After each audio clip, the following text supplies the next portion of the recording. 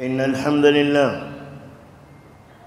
نحمده ونستعينه ونستغفره ونعوذ بالله من شرور أنفسنا ومن سيئات أعمالنا من يهد الله فلا مضل له ومن يضلل فلا هادي له وأشهد أن لا إله إلا الله وحده لا شريك له وأشهد أن محمدًا عبده ورسوله صلى الله عليه وعلى آله وأصحابه وسلم تسليماً كثيراً.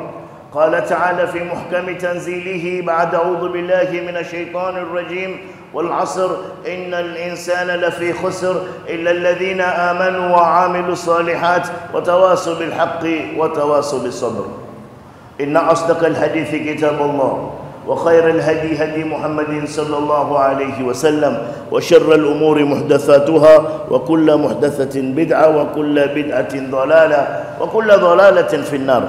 يا معاشر الإخوة الأحبة أوصيكم كما أوصي نفسي بتقوى الله فإن خير زاد التقوى. بعد يكم حميدي الله جل في علا na kumtakia rehma na amani kipenzi chake Mtume Muhammad sallallahu alayhi wasallam. Leo ikhwatal kiram, ningependa kwanza muniazime masikio yenu na mioyo yenu, kwa sababu maudhui ambayo kwamba tutataka kuiangalia ni maudhui hasasi. Tumwangalia vile Mwenyezi Mungu Subhanahu wa Ta'ala anavyofanyia muraqaba viumbe vyake na hasatan mwanadamu. Yani Mwenyezi Mungu yuamwangalia vipi ama yuamchunguza vipi mwanadamu, yuamfuatilia vipi si mwanadamu bali viumbe vyake vyote. Na tutachukua mfano kutoka kwenye aya mbili kutoka kwenye Qur'an. Aya ya kwanza ikiwa suratul An'am aya ya 59. Mwenyezi Mungu Subhanahu wa Ta'ala atuambia kwenye aya hii, wa indahu mafatihul ghaib la ya'lamuha illa hu wa ya'lamu ma fil barri wal bahr wa ma tasqutu min waraqatin illa ya'lamuha wa la khabatin min dhulumatil ardi wala ratibin wala yabisin illa fi kitabin mubin. Aya ya kwanza hii, Mwenyezi Mungu Subhanahu wa Ta'ala tuambia kwenye aya hii, hakuanguki. Asema kwanza indahu, yeye Mwenyezi Mungu, indahu anayo mafatihul ghaib, funguo za ilmu ambapo kwamba haijulikani na watu ilmu al-ghaib ila yeye. Hata mitume hawajui ilmu al-ghaib mpaka Mwenyezi Mungu Subhanahu wa Ta'ala awafunulie, awaambie. Ilmu al-ghaib ni yake yeye peke yake, na katika ilmu al-ghaib ni mambo mengi, lakini nitawasomea aya moja ambayo kwamba tutaweza kupata ufahamu. Mwenyezi Mungu Subhanahu wa Ta'ala akituzungumzia mambo ya ilmu al-ghaib aniwape mifano nini. Yatuambia suratul Luqman aya 34, Mwenyezi Mungu yasema inna Allaha indahu ilmul saa wa yunazzilu al-ghaytha wa ya'lamu ma fil arhami wa ma tadri nafsun ma taksibu ghada wa ma tadri nafsun bi ayyi ardhin tamut inna Allaha alimun khabir. Aya hii kwenye suratul Luqman yatueleza Mwenyezi Mungu alimaanisha nini akizungumza mafatih al-ghaib. So hapa zimetajwa kwenye mafatih al-ghaib ni nini? Kwanza inna Allah indahu ilmu saa, ni Mwenyezi Mungu pekee yake. Mwenyezi Mungu pekee yake ndio mwenye kujua kiyama kitasimama wakati gani. Mwenyezi Mungu ametupa sisi dalili, ametupa qara'in, ametupa asharata saa, dalili zake zitakuwa ni vipi, lakini hakuna anayejua muda, wakati, lini, siku gani, wakati gani maalum, hakuna jua ila yeye. Hiyo ya kwanza. Kiyama kitasimama lini, saa ngapi, ni katika ilmu al-ghaib ya kwanza. Wa yunazzil al-ghaytha, hakuna anayejua mvua shuka saa ngapi. Maana yake kwaweza funga mbingu hapa ama kukafunga zaitwaje mawingu na kusinyesha, na kukenda kukanyesha sehemu hakukufunga mawingu. Hii mvua itanyesha wapi? Hakuna ajuaye ila yeye. Yaweza funga kusini ikaenda ikanyesha magharibi, ikafunga kaskazini ikaenda ikanyesha kwengineko. Kwa hivyo ni wapi mvua itashuka, saa ngapi na lini, yeye peke yake ndio yajua. Huenda tukawa tuna vifaa weather focus, simu yako hiyo ukiangalia ina weather focus, inakueleza temperature, joto litakoko kiasi gani, saa ngapi mvua itanyesha, kutakoko saa ngapi kuna mawingu, saa ngapi kiangazi. Hii sawa, lakini haimaanishi kwa kuwa tuweza kujua kwa sababu kuna weather focus hivyo ndivyo itakavyokuwa abadan, kwa sababu huenda mara ngapi tumeambiwa leo kutanyesha, watu wakatoka na miavuli, kukatoka kiangazi. Kwa hivyo yunazilul ghaitha, yeye peke yake ndio ajua mvua itashuka wapi. Kisha wa ya'lamu ma fil arham, na yeye yajua nini kiko kwenye tumbo la mwanamke, kwenye rahim. Mtoto pale mimba, sisi paka tuone tumbo limfura, ama mama aanze kutapikizana, ama aanze kusikia harufu sijui ya chakula yamkirihisha, ndio yeye mwenyewe pia atajua mimba imetunga. Lakini Mwenyezi Mungu Subhanahu wa Ta'ala pale mania anapoogelea kuelekea kwenye safari ya kwenda kutunga mimba, Mwenyezi Mungu tayari ashajua yule ni mtoto, ni wa kike ni wa kiume, atazaliwa matakufa tumboni, atakuwa ana viwili vyake, mikono yake na miguu yake kamili, ama atakuwa ana upungufu fulani, atatoka ni kilema ama ni kipofu ama ni kiziwi ama atakuwa ni mzima. Hiyo ilmu ni ya Mwenyezi Mungu peke yake. Vifaa tunavyo, lakini hivi vifaa vitatupa mwelekeo kiasi fulani, lakini haitupi 100% tukajua nini kwa hakika kiko ndani ya tumbo la mwanamke. Na Mwenyezi Mungu Subhanahu wa Ta'ala ilmu ile anayo. Leo tunazetwaje, ni ultrasound sijui nini, ni ultrasound. Wenda kaangalia mtoto wa dunda, mtoto apiga ni wa kike ni wa kiume. Sahibi yangu mmoja aliambiwa ni mtoto wa kiume, akashangiliwa kanunua nguo za blue za black, kumbe ilikuwa ni umbilical cord. Kile umbilical cord yaitwaje Kiswahili, kile kiunganishi baadaye ndio huwa kitovu kinachomshikanisha mtoto na mamake, ilikuwa ni hiyo ndio imepita kwenye mguu wao. Waliona pamfura baada, mtoto wa kiume, akashangilia. Mtoto akitoka bwana wa kike, nguo zote blue na black. Mimi nasema tushukuruni Mwenyezi Mungu Subhanahu wa Ta'ala umpata mtoto. Waweza kuwatafuta, wengine wanalala paka kwa waganga na hawajapata. Shukuru Mungu, alhamdulillah una mtoto. Ni wa kike ni wa kiume, sisi muhimu tumuombe Mwenyezi Mungu ajalie awe atakuwa ni mtoto mwema. Hii kuomnyani Mwenyezi Mungu ajua kwanza ni nini, na watu wangapi wanawake wangapi wametunga mimba kisha wakazaa vinyama, kitu kieleweki. Kwa hivyo Mwenyezi Mungu peke yake ndio ana ilmu hiyo.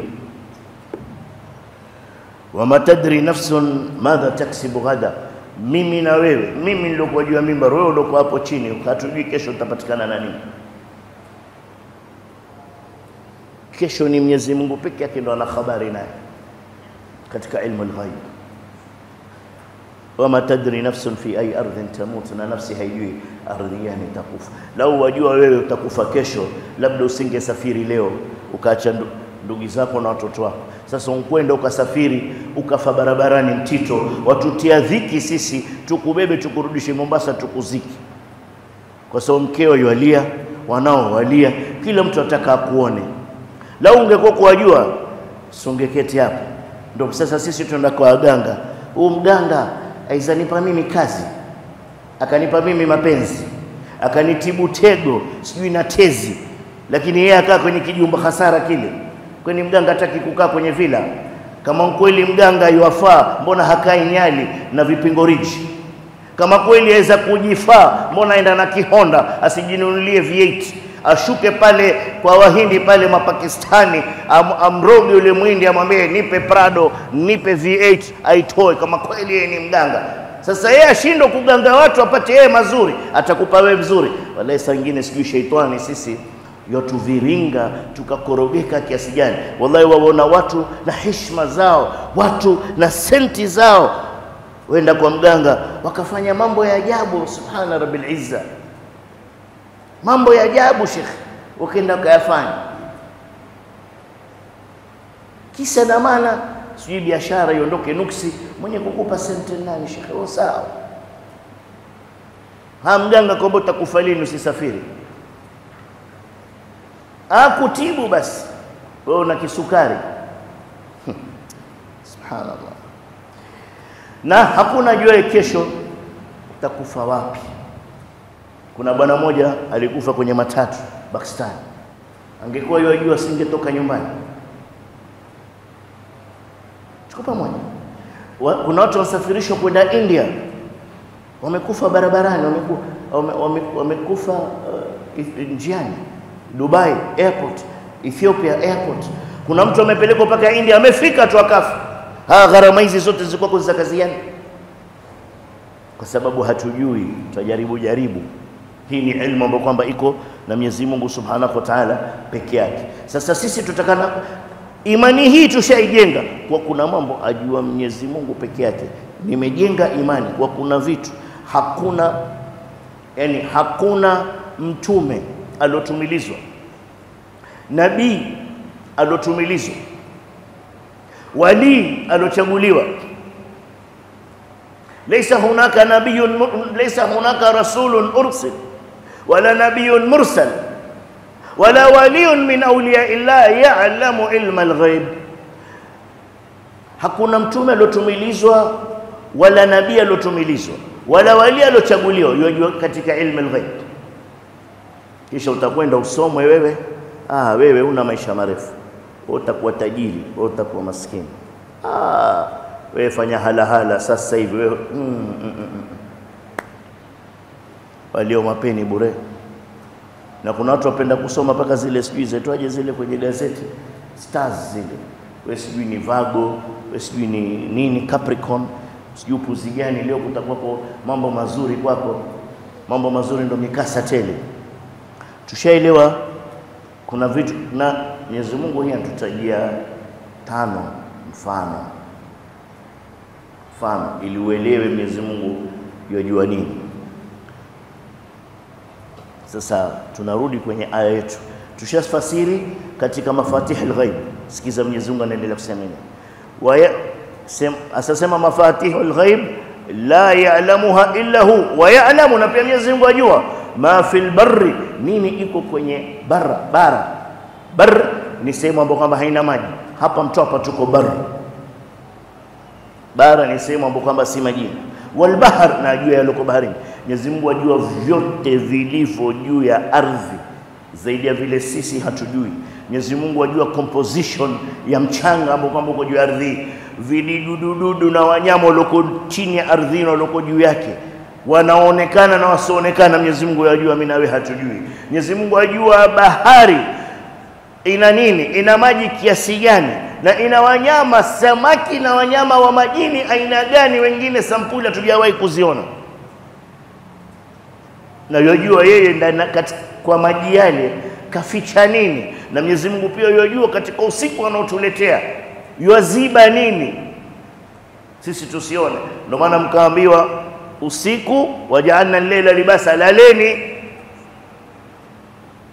Lakini sisi hukesha, utafutayo utakuja kuyapata. Sawa? Sasa nisikize tena. Sasa hii labda mmoja amezungumza kwa mapana, hasikiza yu zoom in, yu zero in. Tutasema wama tasqutu min waraqatin, na hakuanguki jani. Tasawar kuna miti mingapi ulimwenguni leo ama duniani leo? Tasawar kila mti una majani, hesabu kiasi gani? Sasa yakwambia wama tasqutu min waraqatin, hakuanguki jani kutoka kwenye mti.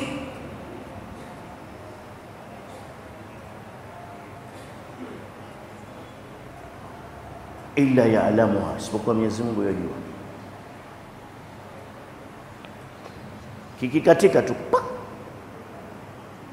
chende, Mwenyezi Mungu acha kujua itaanguka saa ngapi, yajua itakwenda ilale kwenye ardhi sehemu gani.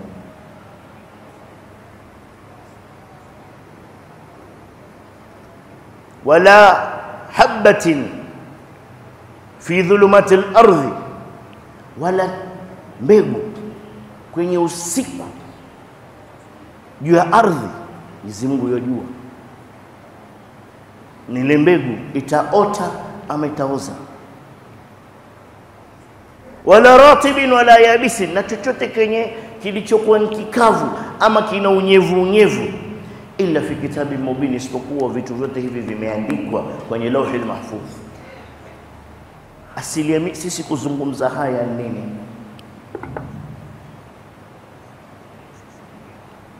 Sasa ikiwa Mola huyu ambaye kwamba mimi na wewe ndio tumwabudu, ndio kwa ajili yake tumekusanyika msikitini, Mola huyu yuwajua haya yote tuliyoyataja hapa, kisha wewe waona Mola aweza kughafilika na wewe? Wewe kuna jambo waweza kufanya Allah sijue? Ikiwa jani laanguka popote pale, na majani, wewe tasawwar katika dakika moja, sikwambii sekunde, kuanguka majani mangapi kukija upepo ulimwenguni mzima kwenye nchi zote za duniani. Allah yajua. Allah atakosa kujua wewe? Yaani atakumfahamu huyu Mwenyezi Mungu tumita Allah nani? Wajua sisi kuna kilima sema Mungu si athumani. Mimi naona hata hicho kila labda kina ukosefu wa adabu kiasi cha haja, sijui rayamu.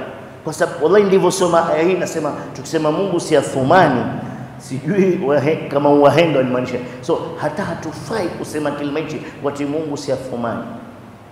Yaani Mwenyezi Mungu hana mfano jamaa.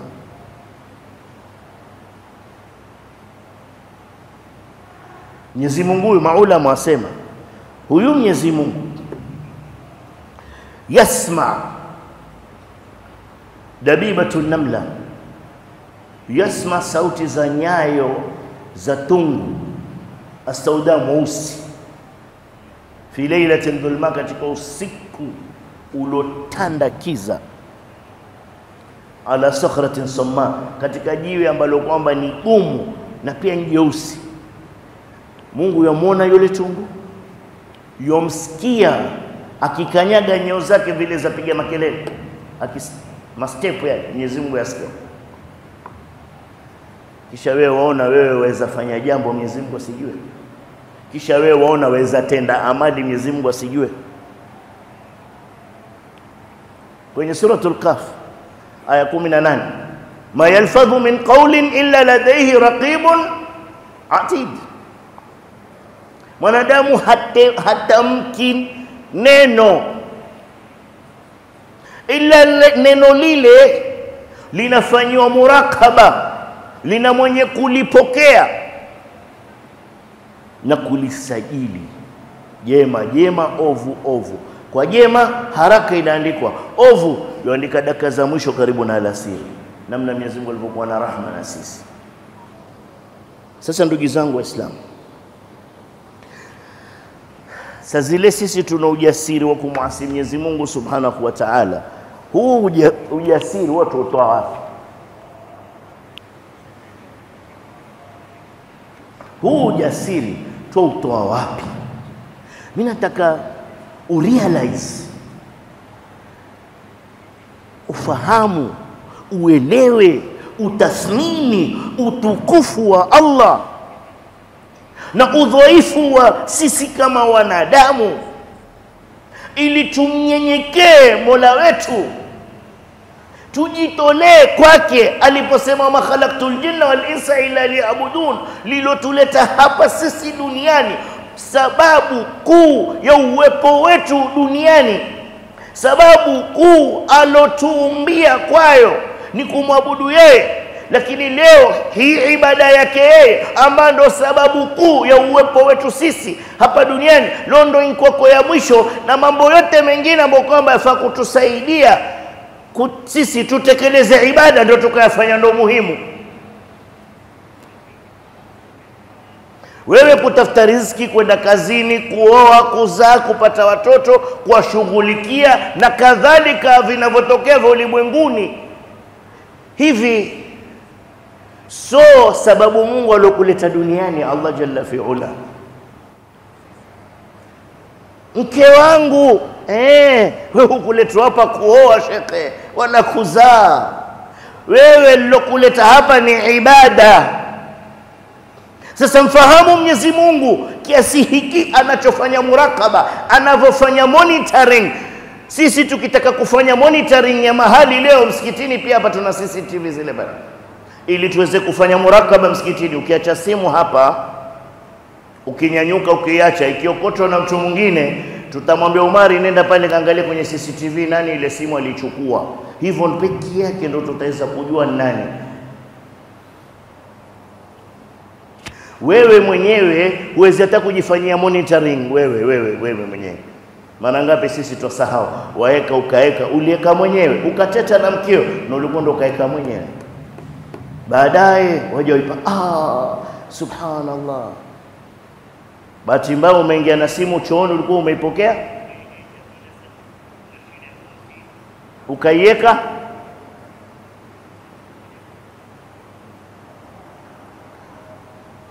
ukaiweka,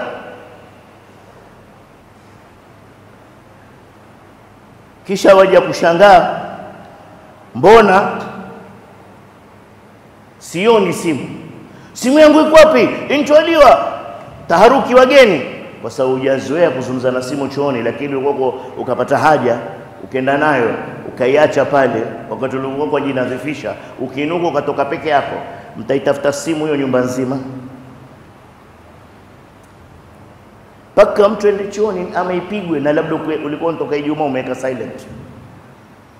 Sisi wenyewe tuweze kujifanya murakaba wa nafsi. Sisi tunasahau Mwenyezi Mungu ya akhi la ta'khudhuhu sinatun wala naum. Mwenyezi Mungu halali wala hasinzi. Ndio maana akasema la ta'khudhuhu sinatun wala naum. Hata kusinzia ile kupima mchele Mwenyezi Mungu wala hadondoi, hakuna. Hajawailala, hajalala, hatolala. Huyo ndo Mola ambao kwamba sisi ametuumba sisi, akatuleta duniani. Sisi kwa Mwenyezi Mungu ni insignificant. Sijui Kiswahili nitaisemaje, yani hatuna maana. Yani tuombe lau sote tutakuwa wema, kisha tumwabudu yeye, na tumsikilize kwenye maamrisho yake na makatazo yake, hatutamuongezea kwenye milki yake.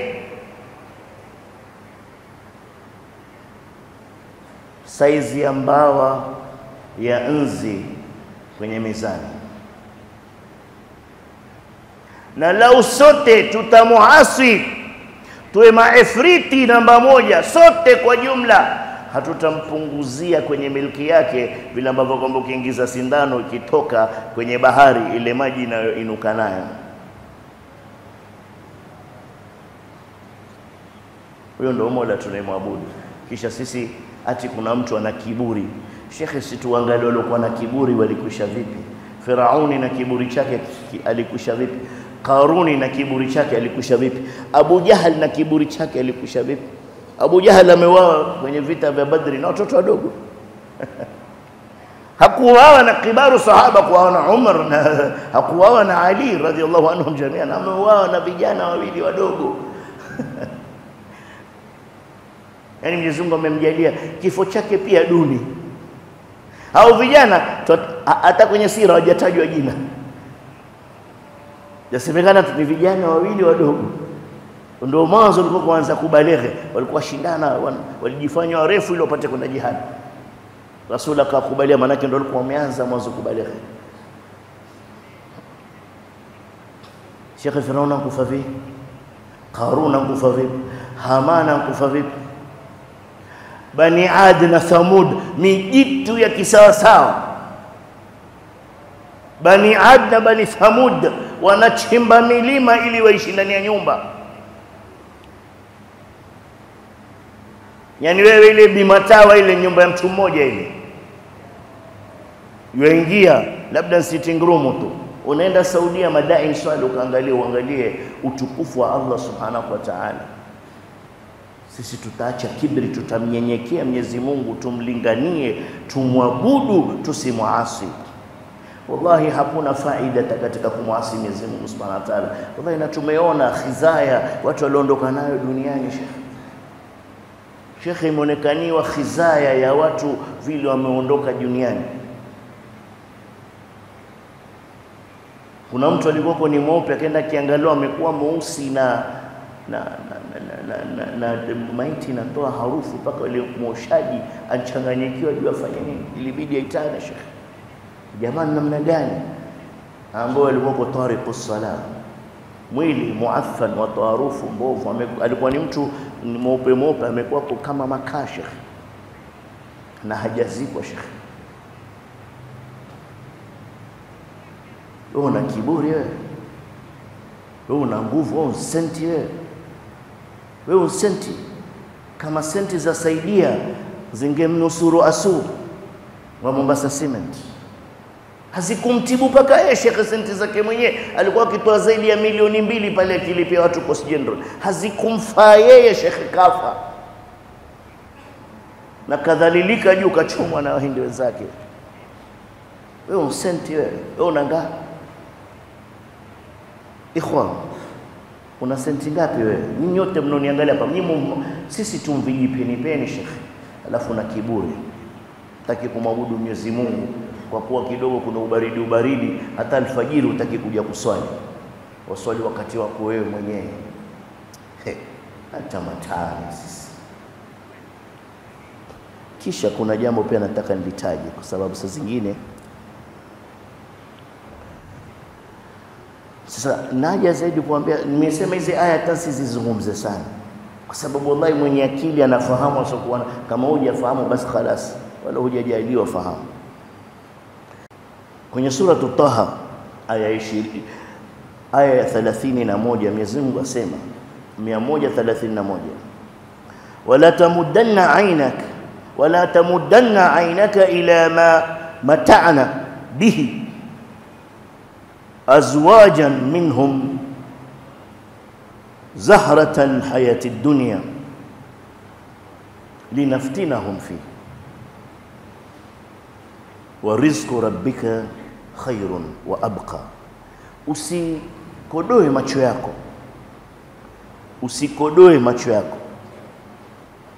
wala usikubali kukodoa macho yako ukaangalia yale ambayo kwamba Mwenyezi Mungu Subhanahu wa Ta'ala amewajalia nayo wasomwabudu yeye, wasomwamini yeye. Kwa Mwenyezi Mungu Subhanahu wa Ta'ala, sisi mara nyingi tukiangalia wasokuwa Waislamu, wewe fungua baa, utakuta mtu hapa na hapa, mfano mtu hapa tu, hakuna baa imewahi funguliwa ikafungwa ati imekwisha biashara.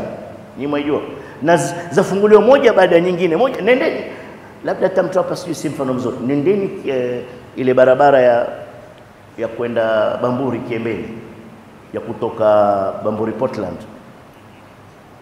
Sheikh, zamani mimi nafikiri ilikuwa ni masters peke yake, sasa hii hata hazina hesabu. Sheikh, baada ya nyingine mpaka Bamburi, pande zote mbili zote zingia ndi. Si tutasema kuna pesa, wale watu wapi za kunwa na za kufanya makhnatha, wa magari wampaki nje, wakitoka pale walevi wenda kuzini, wana senti kama vile sisi tutafuta, wala hawamsujudi Mwenyezi. Kukiadhini alfajiri ndio wajua time za kwenda zao nyumbani zishafika. Sisi tuenda fajiri na umaskini wetu, wao watoka na ulevi wao na janaba zao za zina, wenda zao ima majumbani ama watoka kwenye vilabu wenda wanakokwenda. Sasa Mwenyezi Mungu asema usije ukaangalia wale ukaona sasa mimi na swali na umwani huu, hizi swala mpaka leo bwana. Yaani Mwenyezi Mungu jamaa hawa watu waita nini, madude wafanya watakavyo bwana. Sisi bwana swala zetu zote hizi na tutoka kwenye Ramadhani bado mwani tu. Angalau Ramadhani kidogo ngoko hali si hali. Mambo yalikuwa kusonga sasa ndio hayasongi kabisa. Hizi swala mbona si hazitufai? Mwanadamu ndio usije kuuliza swali kama hili. Mbona sisi Waislamu maskini? Wala usije kuuliza swali kama hili. Mbona sisi hali zetu tafrani, michango yetu kukiwa, yani sisi twachanga kila kitu. Sisi twachanga harusi, tuchange maradhi, tuchange mazishi, twachanga kusomesha. Yani sisi ni umma mchango. Na tuna Allah jalla fi'ala. Mwanadamu huenda kajiuliza, sasa nyinyi Waislamu na Allah wenu mbona sisi twatimbua tunapotaka, twatanua tunapotaka, na bado mmoja kutuomba sisi?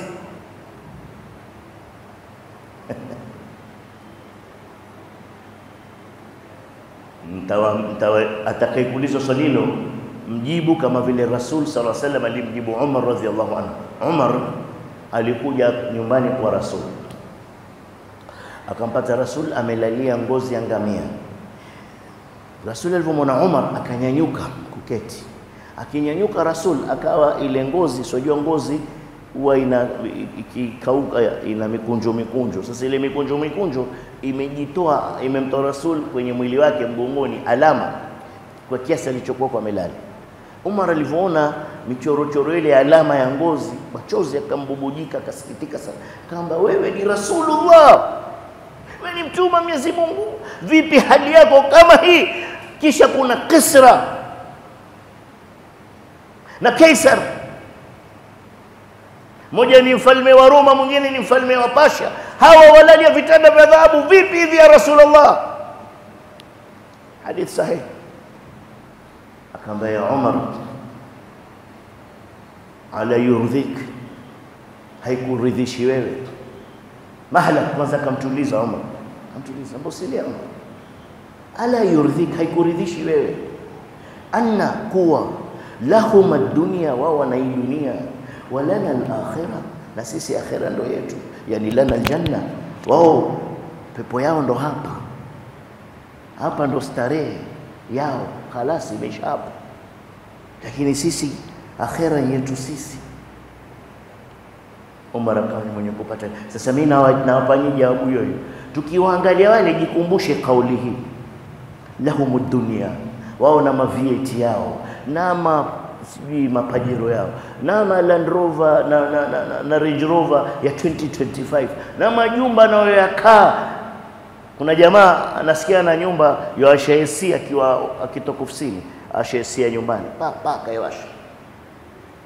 Nikifika kwa baridi maka akitoka kwenye gari asisikie joto, tayari ashashaesi ndani ya nyumba. Mniangaliaje? Mbona jamaa, kuna electrical houses, nyumba haina switch ya kopocho wazima, hakuna mambo. Siku hizi nyumba yashona simu, ikazimwa na simu. Alo, watu wameendelea bro. Sisi ndio tuishi nyumba zima taa, atoke mtu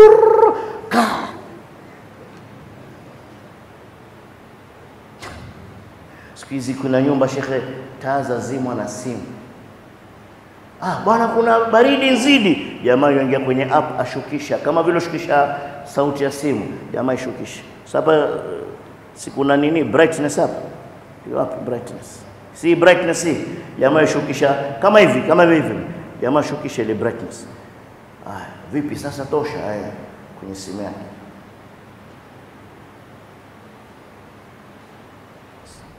Sawa.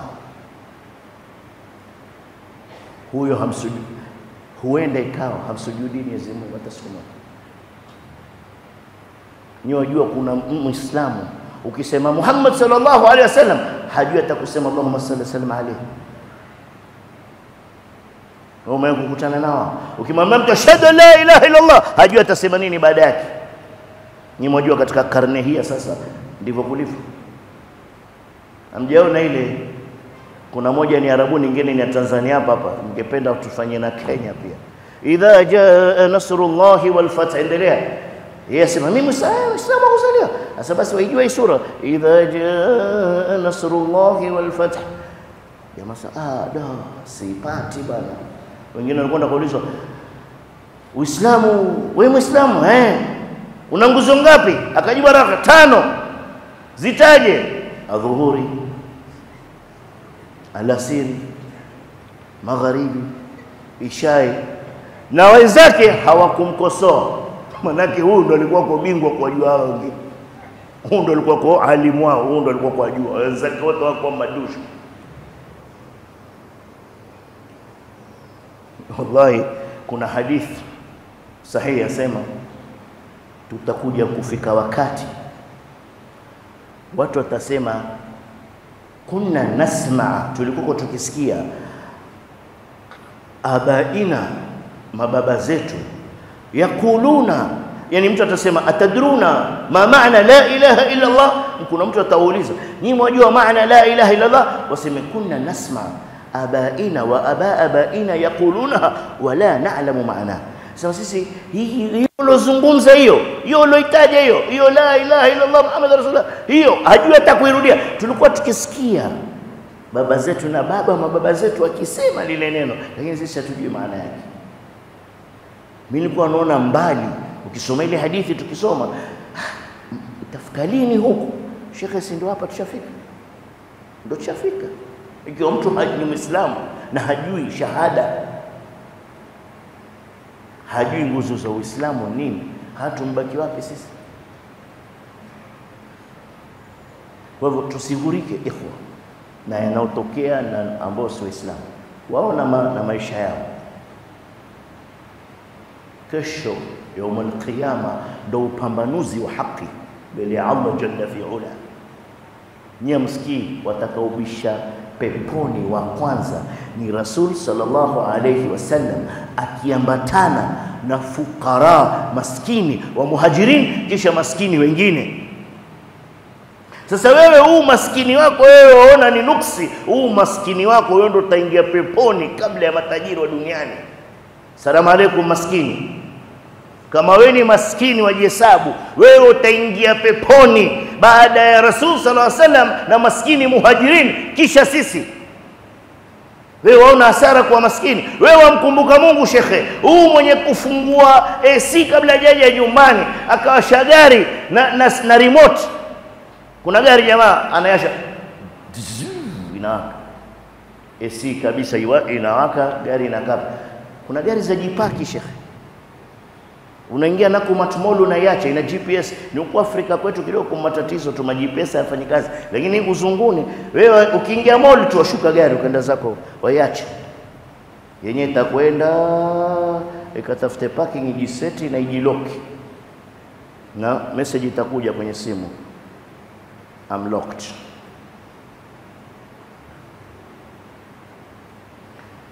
Naambia unajua sisi tuanze kupanda tuktuk na mabodaboda mengi mambo mengine tukiwaambia mwaniangaliani ustadhi ka Google wallahi haki ya Mungu ka Google Mercedes Benz iko, Range Rover ipo, ni Kenya labda zijafika, zipo labda ni ghali ni utini, wallahi ziko, haki ya Mungu tena wallahi haigongi.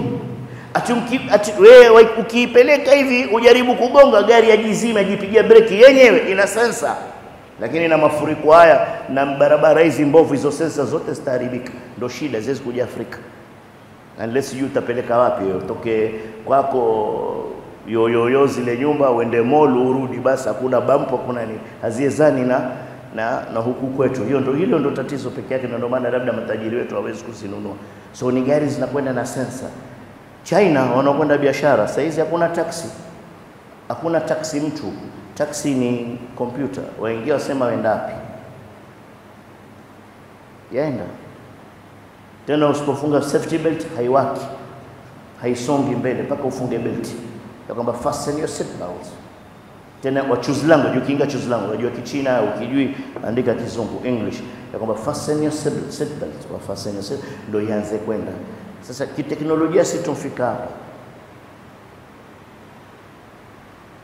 na Mwenyezi Mungu ametukubalia tufike hapa, lakini bado na teknolojia yetu bado hatuijui ilmu al-ghaib ya Mwenyezi Mungu Subhanahu wa Ta'ala. Paka leo hatujui mtu akiingia kaburini kwafanyika nini. Paka leo wazungu wamejaribu wakachukua roho wakaitia kwenye glass ambayo ilikuwa ni bulletproof, sijui ni bomb proof, sijui ni kitu gani, wanataka kuziba na kamera. Ule bwana yuko karibu kufa, mtu ajitolea. Unajua kuna mijito hapa duniani hata haieleweki. Yeye akubali kwa experiment, enda familia yake kalipwa mapesa kaeko shekhe, na akafa bila kamera kuchukua tukio lolote lile. La malaka al-maut hazuina ukuta, shekhe taziona glass. Shekhe mtu yasafiri yuenda kirudi juu na chini hapa bila maskara. Jamaa Mwenyezi Mungu si hatu sino mbele Jibril, na tushazungumza. Ukitaka kumfahamu tukufu wa Mwenyezi Mungu, hebu sikiza maumbile ya Jibril peke yake.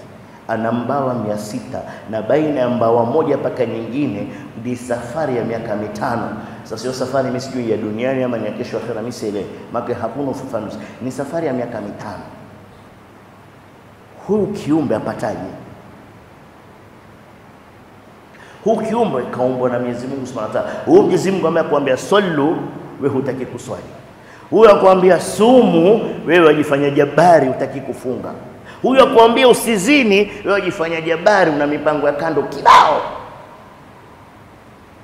Madereva wanaopeleka malori, una kimada kila stage. Ukifika Mariakani kwako wala hujao, ukifika Sultan Hamudi kwako wala hujao, ukifika Mtito kwako wala hujao, ukifika Salama pia wapaki ukalala ukapitiwa na hujao, si kwako. Barabara nzima ile wewe una wanawake, kwa kuwa una etwaje pesa zile wapatiwa za barabarani. Ndio maana siku hizi matajiri wengine wawanyima, manaki wajua tunayoyafanya. Wewe wajiona hakuna star kama wewe. Jamaa namna gani sisi? Hebu turudini kwa huyo Allah Subhanahu wa Ta'ala alomuumba Jibril akampamba 600. Jibril akisimama hivi yasudda al-ufuq, Rasul asema nilivyomuona kwenye umbile lake la kihakika sikumjua mwanzo wala mwisho. Asema sadda al-ufuq, yani Rasul alikuwa nje, asema nikiangalia kila mahali simoni mwanzo wala mwisho. Sadda al-ufuq, yani umbile lake lilitanda likaziba kila kitu, hajui mkono uko wapi, yani hamuelewi. Huyo ndo Jibril.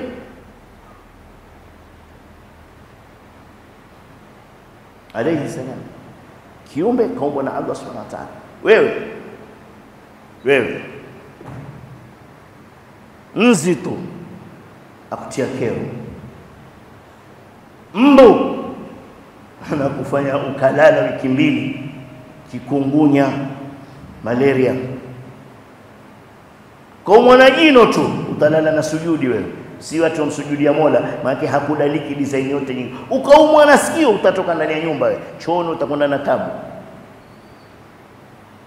Sisi nini mbele ya Allah? Ikiwa Jibril hamkosei Mwenyezi Mungu na yomsikiza, ma yasuna Allah ma amara wa yafaluna ma yu'marun, sisi nani shekhe? Viumbe vina maana. Usipokwenda chooni una dhiki,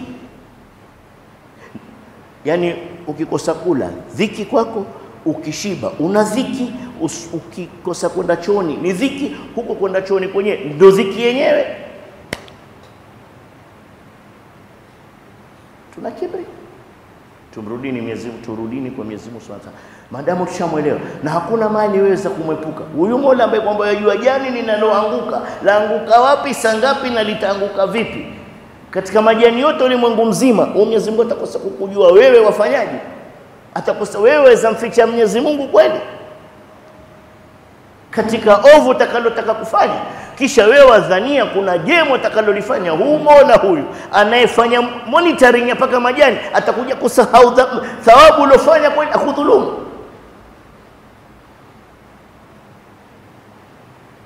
Hebu tuweni na imani na Mwenyezi Mungu, tumsafisheni nia Mwenyezi Mungu Subhanahu wa Ta'ala, tumpe mtazamo mpya na turudi kwake kabla an yati'ana al-yaqin, kabla mauti ajaye kutufikia.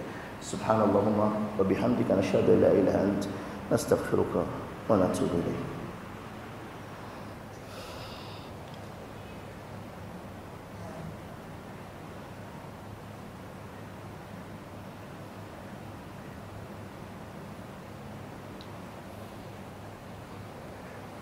الحمد لله رب العالمين، والصلاة والسلام على أشرف الأنبياء والمرسلين وعلى آله وأصحابه أجمعين. وبعد، أوصيكم وأوصي نفسي بتقوى الله، فإن خير زاد التقوى. اللهم صل على محمد وعلى آل محمد كما صليت على إبراهيم وعلى آل إبراهيم إنك حميد مجيد. اللهم بارك على محمد وعلى آل محمد كما باركت على إبراهيم وعلى آل إبراهيم إنك حميد مجيد. وارض اللهم عن الخلفاء الأربعة أبي بكر وعمر وعثمان وعلي وعن الصحابة أجمعين. اللهم أنت الله لا إله إلا أنت، أنت الأحد الصمد الذي لم يلد ولم يولد ولم يكن له كفوا أحد. يا حي يا قيوم برحمتك نستغيث يا ذا الجلال والإكرام إلهنا إله كل شيء. ربنا آتنا في الدنيا حسنة وفي الآخرة حسنة وقنا عذاب النار. اللهم انصر إخواننا المجاهدين المستضعفين في كل مكان. اللهم انصر إخواننا المجاهدين المستضعفين في غزة وفلسطين. اللهم انصرهم بنصرك وأيدهم بتأييدك.